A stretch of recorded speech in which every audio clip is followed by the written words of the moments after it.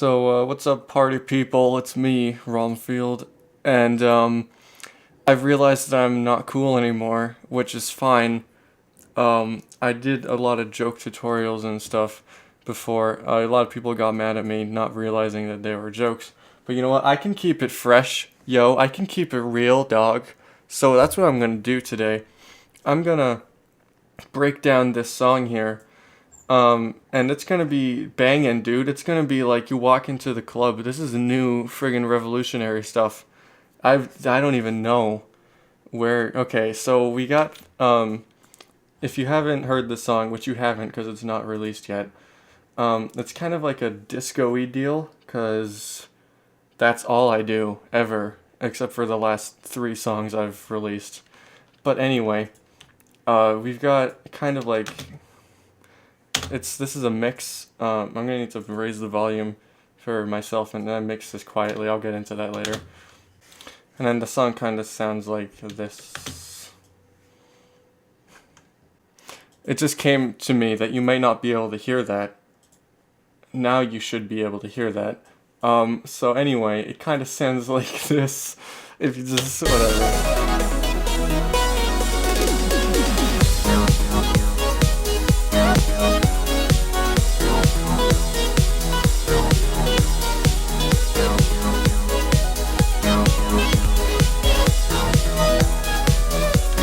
Anyway, you get it. You probably don't get it, but whatever. I'm just going to pretend like you do. So, we start out in very non-disco-y fashion with a nice disco-y pad. Oh, by the way, it's Nexus. I cheated. Prepare to be disappointed. This isn't Nexus, though. This is Silent. This is an ARP, by the way. The song is in, hold on, is it an A sharp or A flat? God, I am the worst. So we got a song in A flat. Here it's got a basic A minor chord. A flat minor chord. We got, you know, all the stuff that is needed in a flat minor chord. Wait, hold on, is it? Let me just invert this. So we got a B major chord I placed down. So that's kind of cool. It's got a little A flat in there too. I'm gonna be real, I don't know what I'm doing. And then we got this ARP going over top of it, doing some crazy stuff. If you listen to it, it is automated with this little automation dude.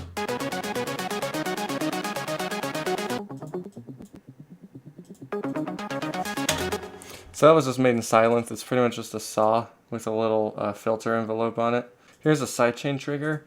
What a sidechain trigger is, if you don't know, is it's a kick that you've got, but the kick is feeding itself into the sidechain bus, but it's not feeding itself into the master bus. And what this does is it sends the input to actually trigger the sidechain into the sidechain bus. Here, let's listen.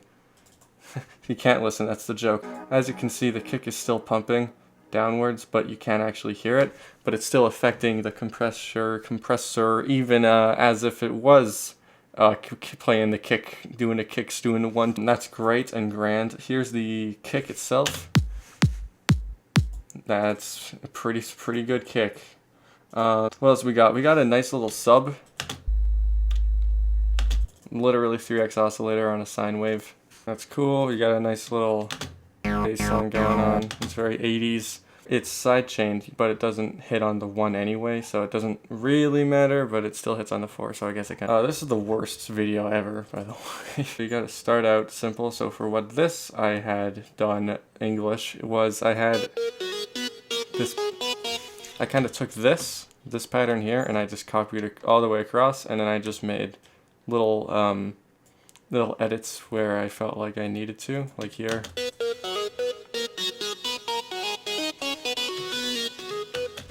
Which you just hear eventually.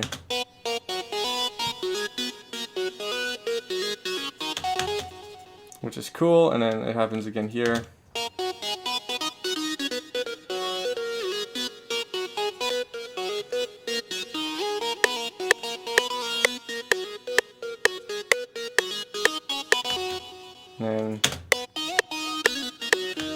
And then stuff like that, which is all cool. And that goes into this weird section that I'm not sure. But we've got this bass going on.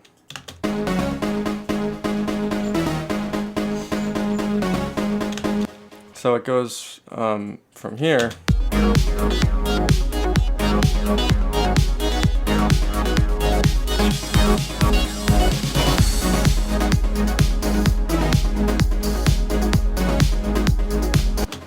which is all fine and dandy. The chorus has a deal where it starts off minimally-ish, not actually minimal, but minimally mixing-wise, and then you slowly add in things, and that's a good way of repeating the same thing over twice in a row without it getting stale.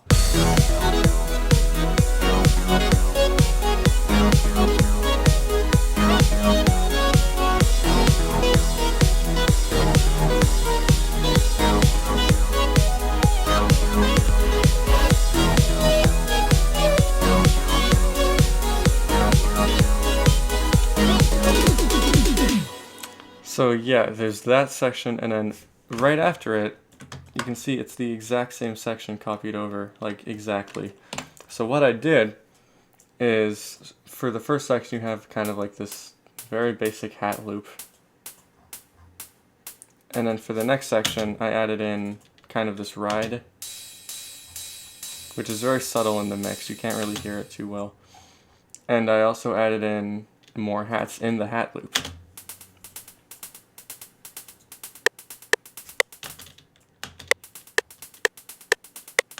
Which sounds terrible with the metronome, but it works in context, which is all that matters, really.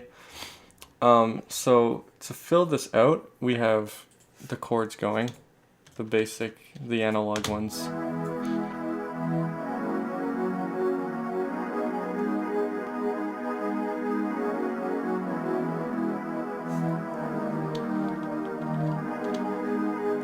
Which is fine, but then we have this going, which on its own might not sound pleasant to you.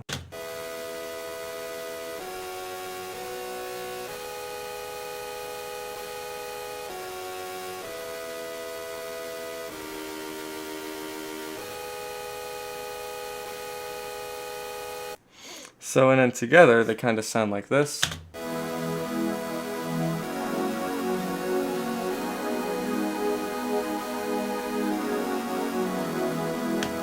And what I'm doing is I'm stereo separating this like there's no tomorrow, and this is super wide. This is still pretty wide, but it still has a lot of the frequencies still in the middle. This is completely one on each ear. Has effect. Look it up. It's cool. Here we have this. I got the idea to do this from who can guess? It's a Shibayon song. Whoa, crazy. So if you go, ignore this. If you go up to Shibayon and you listen to, which one is it? It's this one. Nope, this one. Here we go.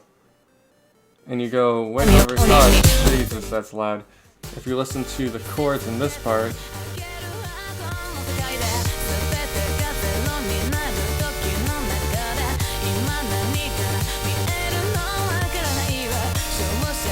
yeah, I kind of tried to make something that sounds like that. Didn't work out too well, but if you listen to the drop now, the drop.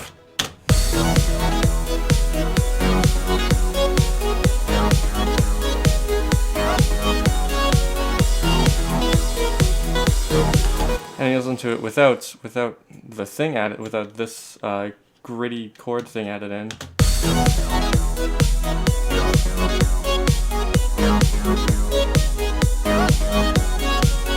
So even something as subtle as that can make like a world of difference. Same thing here. For the longest time, I really didn't want to work on this song because I didn't like it, and I didn't like the way it was sounding. And that's because I didn't really have any of this kind of stuff. So I'm going to mute all this stuff just to prove a point. That's no one's asking me to prove, but I want to do it anyway. I only had like this crash, I think this crash, and the bass and like the hats and stuff, and it sounded like this without this.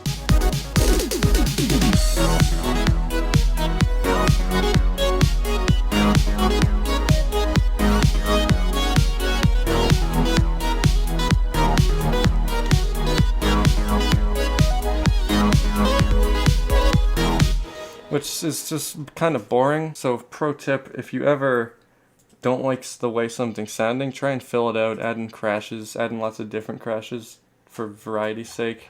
Add in even more crashes, a lot of reverses and hats and rides, and I have even I have a cowbell. And then you get to, after all this, you get, you know, that section. This is just a, whoops. This is just a 3x oscillator.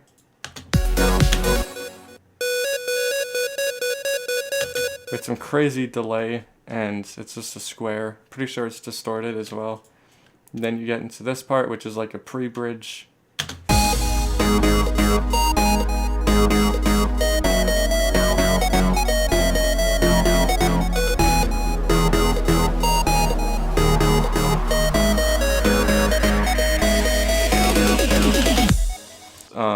The verse lead, you can call it. I actually change out the chords and re-harmonize it to this, which is fun.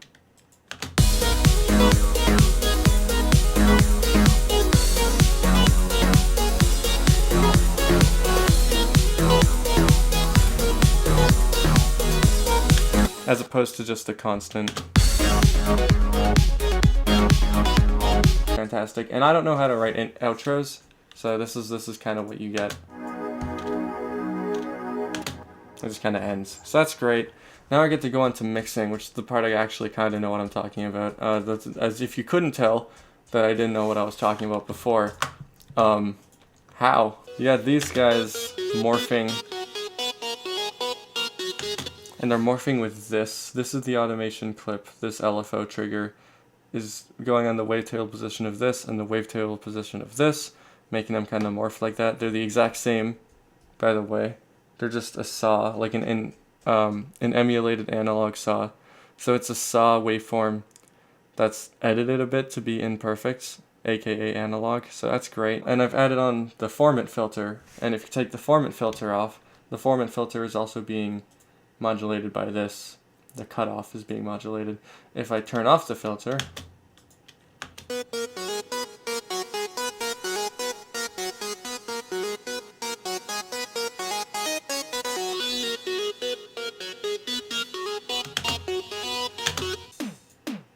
ah, God, okay. Apparently when I dragged in the tom sample, I dragged it over the cowbell sample. So that's kind of cool. When I'm mixing hats like this doesn't actually have an EQ on it, which is totally fine. It's like people go like, oh, you gotta EQ your hats, so you gotta do that, which, I mean, you can do. It's good practice to do, but you don't have to. Just this, and this. These are all the basses, and they make a beautiful harmony.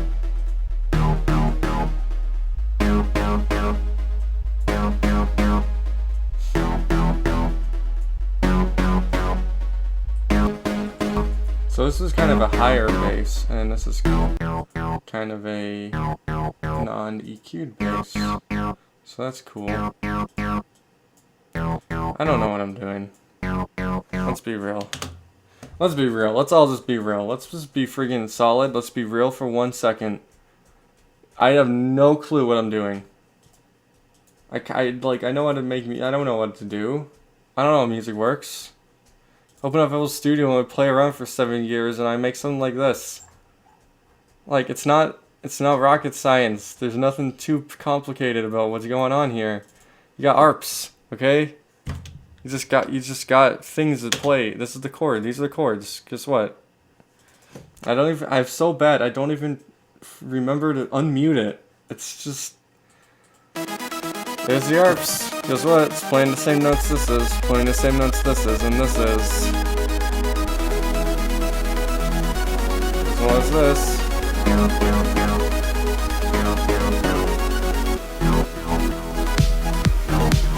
It's not too hard, it's not complicated. Anyone can do it, just do it. I don't know, man. What do you want? What do you want to come here? What do you expect? What do you expect from me? I just do that. I don't know what I do. This was an accident, man. This whole thing, this whole run, that was not even on purpose. Like, hardly any of this song is on purpose. That's the secret. You want a secret of how to make music? There's none. You just guess until you get it right. No one knows what they're doing. I don't know what I'm doing. You don't know. Don't lie. You don't know what you're doing either, unless you're in like a jazz compositional band and you study music theory. I mean, even then, I know music theory. I know music theory. I still guess half the time. I still don't even know what I'm doing. And then you get to the parts like this, and you're like, oh, I gotta add in. They look all complicated and like thought out, and it's like, no, I just threw these. I'm just like, oh, just put this here. It's like, oh, that sounded good. Keep it. Okay, that's cool. Like, I don't know. You don't know. This is a small crash. I'm like, I'm just gonna add this for fills, and I did, and then it worked. And I'm like, that's kind of cool. It's all about what you want. Like, I'm lazy. This. I didn't even make that. I had nothing to do with that. You know what I did? You want to hear what I did to that? I distorted it. This is what it sounds like previously. I just distorted it. So that's all I do. Oh my god. So anyway, going back to the mixing, um, we compressed the drums a little bit, and then you gotta raise it back to the previous volumes. Look at half the stuff in this, not even EQ'd. I pretended like I didn't. I pretend like you don't. You gotta do the EQ your hats. I just forgot to do it. That's how much I don't know what I'm doing. That's how much, everyone makes mistakes, man. Oh my god, no one knows. That's the thing. It's the end product. Like, you don't care. People like gotta throw your hats together. Guess what? If you listened to this song and I didn't tell you, you would never know that I didn't do that. No one would ever guess. Like, there would be no one alive who would be, you didn't high pass those hats. No one would know. No one cares. You can pretend like you care and you can tell you can't. Okay, that's the secret. Is that there are times where it matters and there are times where it doesn't. And all you need to just listen to it. If it sounds good, it's good. That's all there is. It's not too hard. Just place random notes. Just put a note there and a note over there. Does it sound bad? Then it's bad. If you know music theory and you write something that sounds bad using music theory, there's no more merit to that than someone who doesn't know music theory and writes something that sounds good. I can't even deal with this. I don't even know, man. Wow. So anyway, trying to get back on track now. That's the song. When I mixed it, I kind of just lowered all the volumes and raised them up. I was too lazy to EQ it because I knew no one would notice. So I kind of just went like, whoop, and then I just put them all down, and I'm like, where does this sounds good here? This sounds good here. This sound good. They all sound good. Where they go? And I just kind of threw them up until I liked what it sounded like. Like, you may not even like what it sounded like, and you would mix this, and it would be completely different. And that is completely fine. Like, the right way to mix and the wrong way to mix. There's literally, there's good practices, sure. But as you can see, this mix is fine. And I didn't do half the stuff you're supposed to do. I just don't even know, just, if it sounds good, it's good. That's literally all there is to it. I don't know how else I should put this. It's pretty basic stuff. It's not like writing where there's good and bad, right? Never mind. It's a stupid example. It is exactly like writing. All art is the same. You can write a bad story and you can read this and you're like, this is garbage and it's bad. You can go to English class for 13 years in school and you can write something, literally being trained for 13 years. And if you write something using your knowledge from school and it doesn't work and it doesn't flow, then it's still bad. Having the knowledge and making bad stuff isn't what it's not, that doesn't just make it good because you knew what you were doing. Just because you knew you were making something bad, and then you make something bad, and you're like, well, no, this works because the tritone subdominance of D is actually F, and you're like, no one cares. It still sounds bad. But oh my god. You know what this fun part is? A lot of songs I've made, like a whole bunch of songs, it's all accidents, dude. You never know what you're doing. Like, there are sometimes, like just recently, after 7 years of writing music, I think 8 years maybe, after maybe even 8 years of writing music, I don't even know, I finally started to write melodies and then write like chords, and then I can hear what I want over top of it, and I can actually place that down. That took 8 years. Before that, I would just place random notes, and I'd be like, well, this kind of sounds good, and I'd place a random note, and I'd say, well, this kind of sounds good. It's finally to the point where I can hear a melody in my head, and I can put it down. And I got through albums and albums worth of not knowing how to do that. So it's fine. You're totally fine. There's nothing you... Like, learn, of course, learn. Don't be satisfied if you're writing bad music.